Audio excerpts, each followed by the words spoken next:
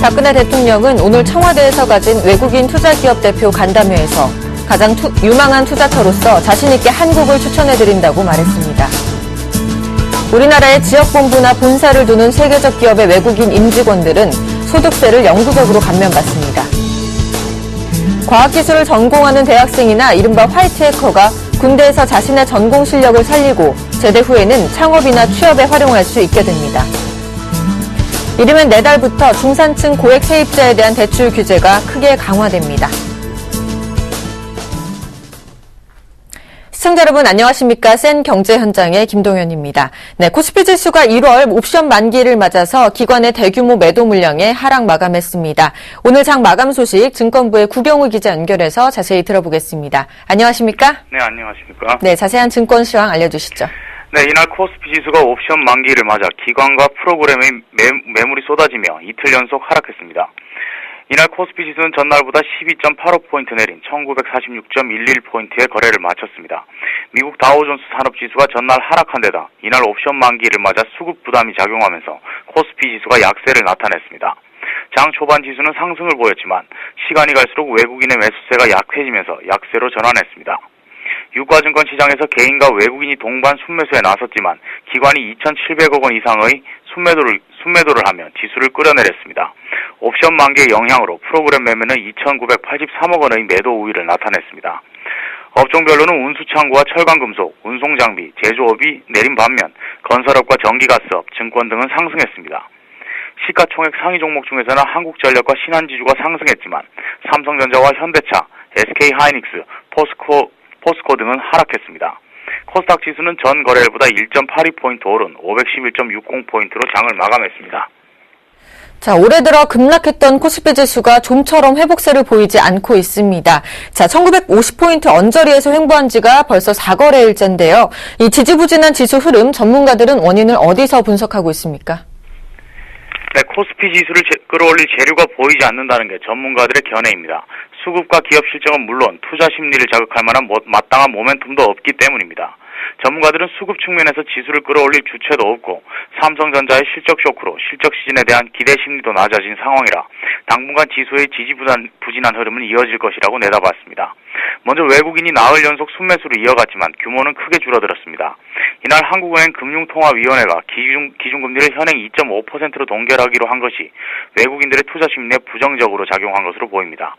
삼성전자의 실적 급제동으로 실적 시즌에 대한 시장의 우려도 큽니다. 따라서 시장 전망치 평균이 아닌 하단을 기준으로 집계된 베어 컨센서스를 실적 시즌의 투자 지표로 삼아야 한다는 분석도 나옵니다. 전문가들은 증권사들이 내놓은 유가증권 상장사의 지난해 4분기 순이익 평균치의 합은 24조 9천억 원으로 최저값인 16조 4천억 원과 차이가 크다고 설명하며 최근 3년 동안 기업들의 확정 실적이 시장 전망을 크게 밑도는 어닝 쇼크가 연속적으로 발생하고 있는 만큼 보수적인 전망치를 기준으로 대비해야 한다고 조언했습니다. 대신증권은 유틸리티와 건설, IT 가전, 조선, 운송업종은 시장 전망치 평균과 하단의 차이가 커 특히 주의할 것을 주문했습니다. 네, 전문가들은 올해 국내 증시의 환경이 지난해보다 좋아질 것이라는 전망을 내놨는데요. 언제쯤 우리 코스피 지수가 상승 쪽으로 가닥을 잡을 수 있을까요? 전문가들은 오는 4월 발표된 삼성전자의 1분기 실적과 현대차의 신차 발표가 증시를 끌어올릴 모멘텀이 될 것으로 꼽았습니다. 그전까지는 지지부진한 지수 흐름이 불가피할 전망입니다.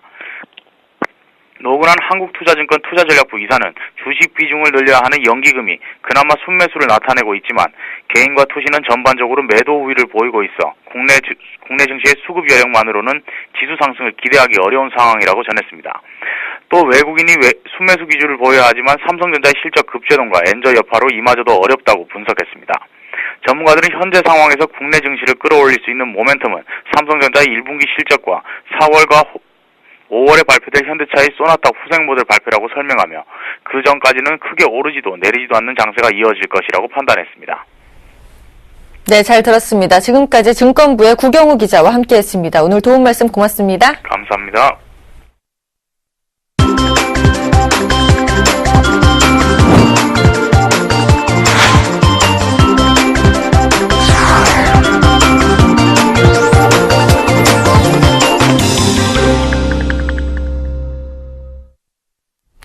오늘의 주요 뉴스입니다. 박근혜 대통령은 오늘 청와대에서 가진 외국인 투자기업 대표 간담회에서 가장 유망한 투자처로서 자신있게 한국을 추천해드린다고 말했습니다. 박 대통령은 한국은 IT, 자동차, 해양 플랜트 등 고부가가치 제조업 분야에서 최적의 파트너가 될 수 있는 세계적 기업들이 다수 있다며 수출 세계 6위의 탄탄한 부품 소재 생산 기반과 OECD 최고 수준의 대학 진학률, 학업 성취도를 자랑하는 우수한 인력을 갖추고 있다고 강조했습니다. 박 대통령은 정부는 외국인 투자기업이 투자를 확대할 수 있는 최적의 환경을 제공할 수 있도록 최선을 다할 것이라고 덧붙였습니다. 우리나라의 지역본부나 본사를 두는 세계적 기업의 외국인 임직원은 소득세를 영구적으로 감면받습니다. 외국인 투자기업이 국내 인력을 고용할 때 지금보다 2배 많은 1인당 최고 2천만 원의 법인세를 감면받을 수 있습니다. 산업통상자원부는 오늘 발표한 외국인 투자 활성화 방안에서 글로벌 기업 헤드쿼터의 외국인 임직원에게 단일 소득세 세율인 17%를 시한 없이 적용하고 외국인 투자 비자로 국내에 머물 수 있는 기간을 이전 최대 3년에서 5년으로 연장했습니다. 정부는 또 외국인 투자기업의 채용 확대를 위해 고용인력 1인당 법인세 감면 한도를 1,000만 원에서 최고 2천만 원으로 높일 계획입니다. 과학기술을 전공하는 대학생이나 이른바 화이트 해커가 군대에서 자신의 전공 실력을 살리고 제대 후에는 창업이나 취업에 활용할 수 있게 됩니다. 미래창조과학부와 국방부는 과학기술 전문사관, 정보보호 전문 부사관 제도를 도입해 과학기술 전문 인력의 전공 실력을 높여줄 방침입니다. 과학기술 전공대학 2학년생이 과학기술 전문사관 후보생으로 선정되면 3, 4학년 동안 국방과학, 군사훈련 등 교육을 받고 졸업한 뒤 3년간 국방과학연구소 등 군 연구시설의 소위로 근무합니다. 제대 후에는 군 복무 시 익힌 경험을 이용해 창업하거나 산업 현장에서 과학기술 인재로 활용할 수 있게 됩니다. 이르면 내달부터 중산층 고액 세입자에 대한 대출 규제가 크게 강화됩니다. 금융당국은 가계부채 관리 방안을 마련해 이달 말에 발표할 방침입니다. 고액 세입자 대출 규제로 전세보다는 주택 매매를 늘려 경기에 활력을 불어넣고 풍선 효과로 과도하게 늘어난 제2금융권의 대출을 조이는 게 핵심입니다. 전세보증금 6억 원이 넘는 전세주택의 경우 주택금융공사의 전세보증서 발급이 전면 중단됩니다. 이 외에도 새마을금고, 신협, 수협, 농협 등 상호금융의 대출에 대한 규제에도 나섭니다. 검찰이 이석채 전 KT 회장에 대해 구속영장을 청구했습니다.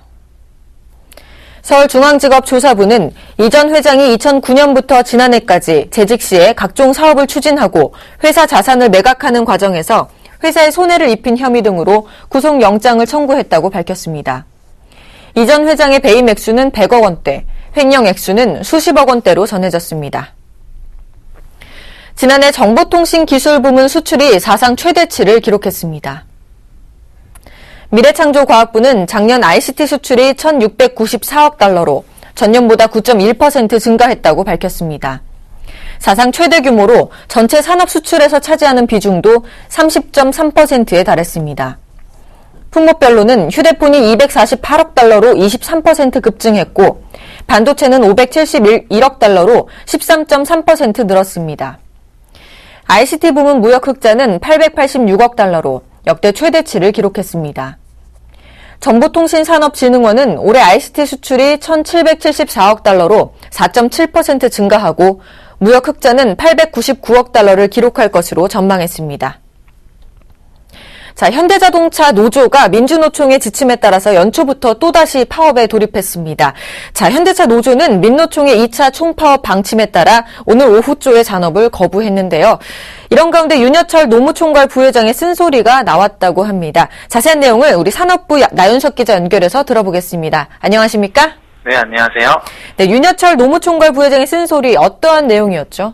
네, 그렇습니다. 현대차 노조가 9일 민노총 총파업에 동참해 잔업 거부에 나서기로 한 어제 오후 윤 부회장은 서울경제신문과 단독 인터뷰를 갖고 현대차 노조의 파업을 정당한 절차를 거치지 않은 불법 파업이자 아무런 명분이 없는 정치 파업이라고 규정한 뒤 수서발 KTX 자회사 문제를 둘러싼 민노총의 정신 나간 투쟁에서 서둘러 발을 빼야 한다고 작심한 듯 쓴소리를 쏟아냈습니다.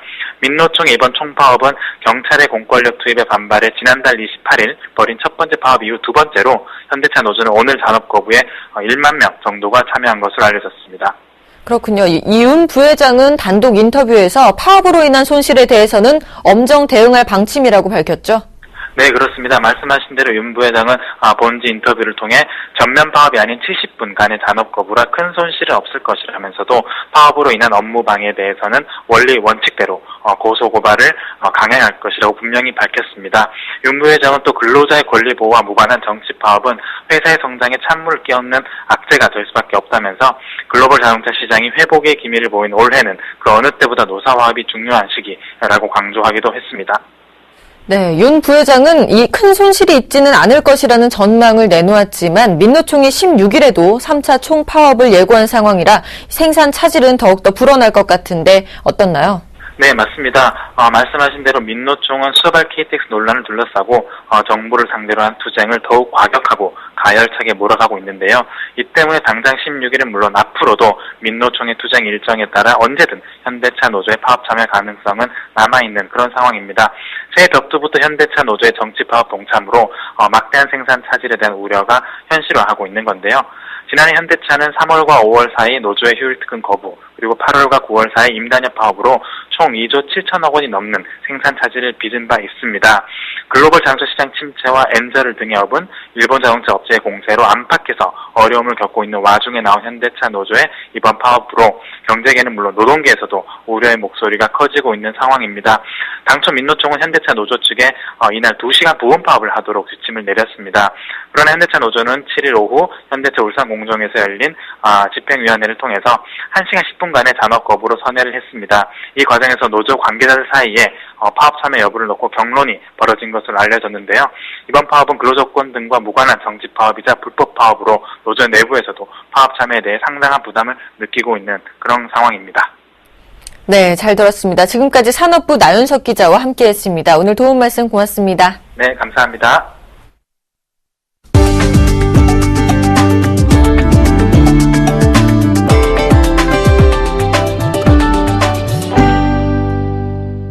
북미 지역 최대 자동차 전시회인 디트로이트 모터쇼에서 현대자동차의 신형 제네시스가 미국 시장에 처음 공개됩니다.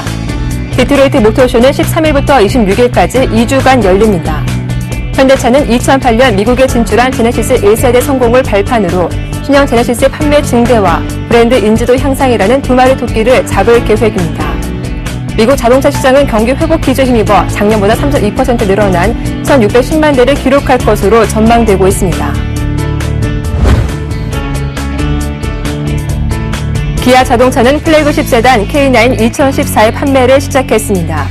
2014년형 K9은 9.2인치 내비게이션과 양쪽 옆길의 장애물 등을 감지할 수 있는 후측방 경보 시스템, 운전석과 동승석 설정을 기억하는 메모리 시트, 뒷좌석 팔걸이에 위치한 USB 충전 단자 등을 추가했습니다. 기아차는 17일까지 서울 여의도 콘레드 호텔 9층에서 K9 살롱드 9을 열어 40, 50대 고객과 여론 주도층 인사를 초청해 프리미엄 서비스를 제공할 예정입니다. 국내 대표 조선업체들이 올해 목표치를 5에서 15%씩 높여 공격적인 영업에 나섭니다. 현대중공업은 조선 및 해양 플랜트 분야에서 올해 수주 목표를 지난해보다 5% 늘어난 250억 달러로 설정했습니다. 대우조선해양도 올해 수주 목표액을 지난해보다 10% 증가한 145억에서 150억 달러로 삼을 것으로 보입니다. 삼성중공업 역시 올해 목표액을 15% 늘어난 150억 달러 정도로 잡은 것으로 전해졌습니다. LG전자의 77인치 울트라 HD 곡면 OLED TV가 국제 가전제품 전시회 CES 2014에서 에디터스 초이스 어워드를 수상했습니다. LG전자는 6개 제품이 7개 부문에서 수상해 단일 회사로는 최다 수상 기록을 세웠다고 밝혔습니다. 에디터스 초이스 어워드는 미국 최대 일간지 USA 투데이가 운영하는 온라인 제품 평가 매체 리뷰드닷컴이 수여하는 CES 공식 수상작입니다.